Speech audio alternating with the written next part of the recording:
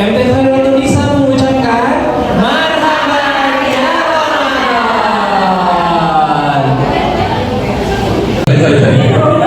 Di balik pintu Rasulullah. Oke. Sebenarnya ini panjang threadnya, Mbak. Masih panjang, Bu. Cuman nggak nyanda. Tapi apa yang ingin saya sampaikan? Urgensi kita belajar di balik pintu Rasulullah itu seperti apa? Karena di balik tokoh-tokoh besar hari ini itu sangat jauh nilainya dengan Nabi Muhammad SAW. Bahkan Rasulullah, saya ceritakan sedikit. Rasulullah SAW itu cara mencintainya Gaza itu dengan cara yang paling indah, paling indah. Bagaimana cara beliau? Nih, saya kasih gambar sedikit. Tak cari dulu ya. Gambarnya. Cara paling indah Nabi Muhammad SAW. Allah itu punya 100 rahmat. Oke? Dan dari 100 rahmat itu satunya diturunkan ke bumi, 99-nya disimpan buat ibu-ibu semua, insya Allah kalau masuk surga. Yang dari satu rahmat itu Allah menjadikan singa tidak memakan anaknya meskipun anaknya baru dilahirkan dan berumuran darah.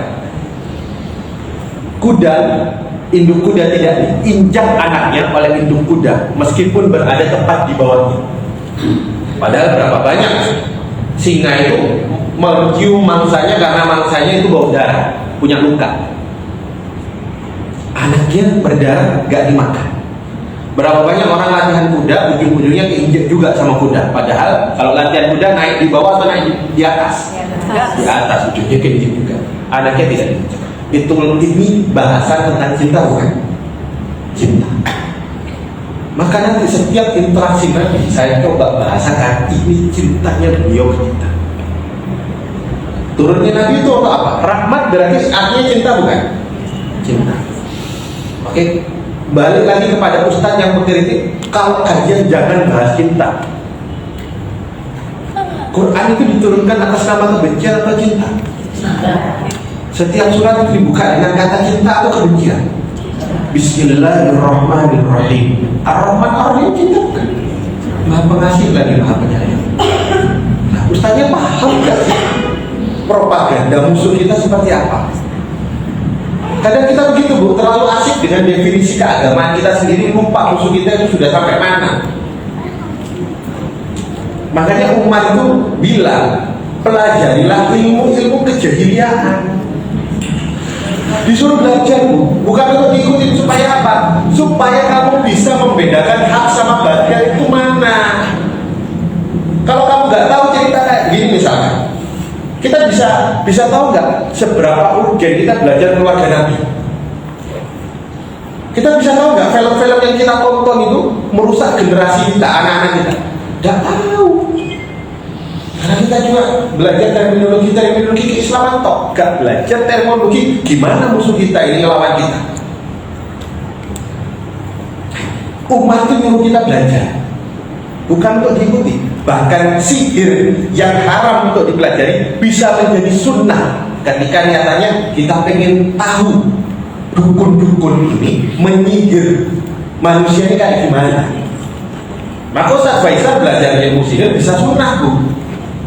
Cuma kalau belajar bisa ojo, nanti malah percaya sama zodiak, mentang-mentang Gemini gak mau diatur, nggak bisa.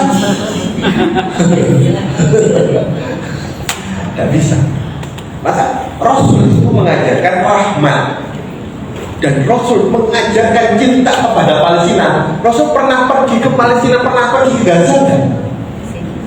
Isra Mi'raj juga, itu pun ke Al-Aqsa, bukan ke Gaza. Tapi cintanya beliau nyampe. Gimana cara mencintainya? Nih sedikit ya Bu, ini sedikit. Rasul itu pertama di Mekah, tinggal di Mekah, oke? Dan Rasul itu setiap kali sholat, beliau punya satu sudut tertentu. Dan ketika Rasul di Mekah, kiblatnya mana pas sholat? Aqsa. Berapa lama Aqsa? Berapa lama Bu? Aqsa itu sampai 2 Hijriah. Artinya kalau di Mekah itu 13 tahun plus 2 Hijriah, berarti berapa lama sholat menghadap Al-Aqsa? 15 tahun. Dan usia kenabian Rasul itu 23 tahun. Berarti 15 tahun sholat menghadap Al-Aqsa, 8 tahun sholat ke Ka'bah. Lebih banyak mana? Itu pernyataan cinta bukan? Pernyataan cinta. Cuman kalau kan saya jelaskan muter dulu cinta yang selama ini orang pahami, orang nggak bisa menghargai penghargaan kepada kiblat, pemilihan kiblat itu. Karena Al-Quran ini memang diturunkan buat orang-orang yang pintar. Quran itu isinya simbol supaya apa? Musuh-musuh kita gak ngeh. Cuma kan lucu hari ini orang Yahudi mau bunuh orang Islam, belajar pakai Quran, orang Islamnya bingung, tidak bisa baca. Nanti dari sini Rasul itu punya satu sudut khusus, nama sudutnya itu rukun Yamani. Jadi Rasul selama di Mekah sholatnya di rukun Yamani terus. Kenapa? Karena lewat rukun Yamani itu beliau bisa sholat menghadap Ka'bah, tapi ke Al-Aqsa juga. Dia tidak mau ninggalin Ka'bah. Pertanyaannya, apa pelajarannya? Rasul mau sholat kepada Aqsa karena cinta sama Aqsa, tapi Rasul juga cinta sama Ka'bah. Itu ya, lebih detailnya nanti katanya 2 kali satuannya. Sama ada kelas. Masih ada, sama ada kelas. Ya, insya Allah ya. Nanti saya ceritakan lebih detail dari cerita saya. Pelan-pelan ya, mohon maaf ya agak panjang. Karena momentumnya Februari, jadi saya ceritakan tentang Februari kayak gimana. Supaya nanti kalau pulang ke rumah, anaknya mau kemana? Wah, Valentinean. Nah itu hati-hati Bu ya.